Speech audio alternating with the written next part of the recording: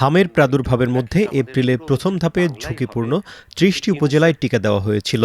এর এক মাস পর এসব উপজেলায় হামের সংক্রমণ প্রায় শূন্যে নেমে এসেছে।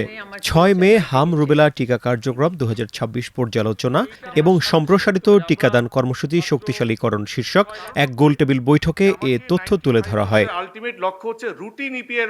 বৈঠকের উপস্থাপনায় বলা হয়, দেশজুড়ে চলমান হাম রুবেলা টিকাদান ক্যাম্পেইনের সফলতার হার ৯৩%।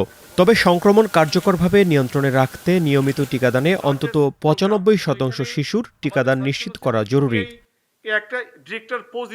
ইউনিসেফ ও প্রথম আলোর যৌথ আয়োজনে অনুষ্ঠিত এই বৈঠকে সরকারের নীতি নির্ধারক, স্বাস্থ্য বিশেষজ্ঞ ও আন্তর্জাতিক সংস্থার প্রতিনিধিরা অংশ নেন। রাজধানীর কারওয়ান বাজারে প্রথম আলো কার্যালয়ে এ গোলটেবিল বৈঠক অনুষ্ঠিত হয়। আমাদের ইংলিশ বিভাগের হেড বৈঠকে স্বাস্থ্য ও পরিবার কল্যাণমন্ত্রী জানান, হামে সংক্রমণের বিপদটা অত্যন্ত কঠিন। যারা মাঠে কাজ করেছেন তারাই এর ভয়াবহতা টের পেয়েছেন। বিপদটা এতই কঠিন ছিল আমাদের জন্য, এই ভারটা বহন করা এতই দুরূহ ব্যাপার ছিল, যেটা আমরা যারা মাঠে ছিলাম আমরা কিন্তু টের পেয়েছি।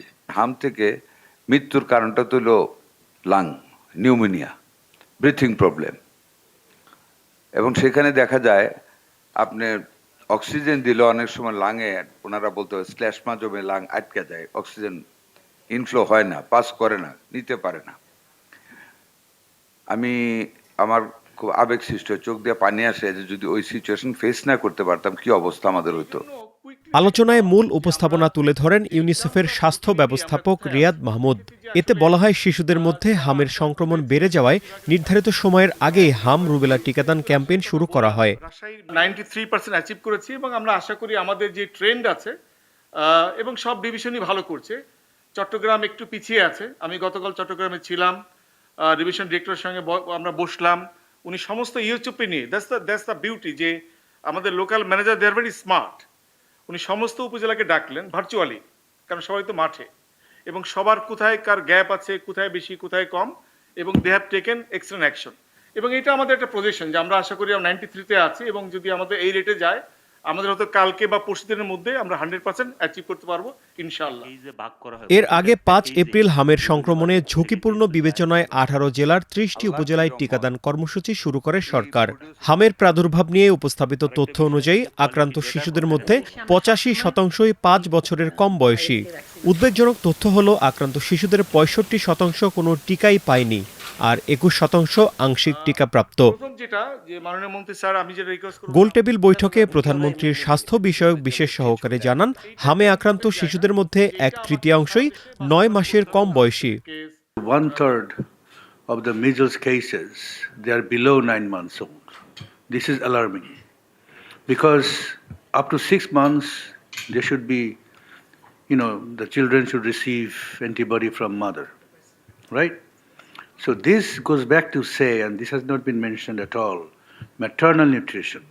I don't have data in front of me, the vitamin A concentration in breast milk, although the children are breastfed, whether they're receiving enough vitamin A through breast milk and other antibodies through breast milk. This is a matter of urgent investigation. বাংলাদেশে UNICEF প্রতিনিধি জানান, ভবিষ্যতে কেবল campaign নির্ভর না হয়ে নিয়মিত টিকাদান কর্মসূচিকে আরও শক্তিশালী করতে হবে। এজন্য সমন্বিত প্রাথমিক স্বাস্থ্যসেবা জোরদার করে পুষ্টি, পরিবার পরিকল্পনা সহ সংশ্লিষ্ট সেবাগুলো একসঙ্গে নিশ্চিত করার উপর গুরুত্ব দেন তিনি।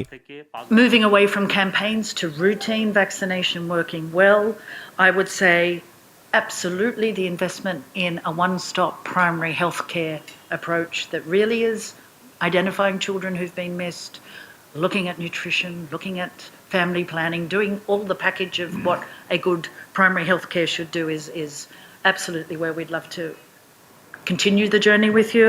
And then I think the other area to look at is schools.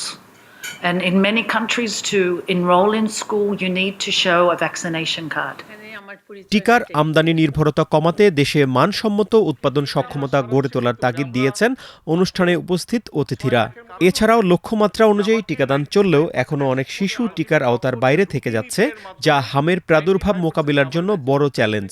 শিশু বিশেষজ্ঞরা বলছেন, আক্রান্ত শিশুর শ্বাসকষ্ট, খিঁচুনি বা অতিরিক্ত বমি দেখা দিলে দেরি না করে দ্রুত হাসপাতালে নিতে হবে।